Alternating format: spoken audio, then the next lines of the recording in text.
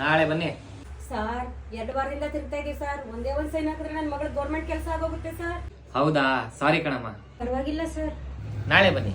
ಹೆಂಗ್ ಕಾಣಿಸ್ತಾ ಇದೀವ ನಿನ್ ಕಣ್ಣಿಗೆ? ಮರ್ಯಾದೆ ಸೈನ್ ಮಾಡ್ತೀಯಿಂದ.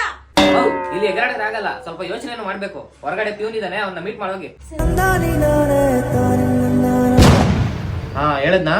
2,50,000 ಲಂಚ ಕೇಳ್ತವ್ರಿ ಸರ್. ಹಾ ನನ್ನ ಮಗ ಅವ್ನ ಕಮಿಷನ್ ಸೇರ್ಸಿ ಹೇಳ್ತಾವನೆ.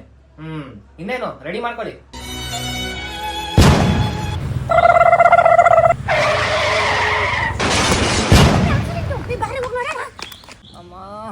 ನಮ್ಮ ಆಫೀಸರ್ ಕಣೆ.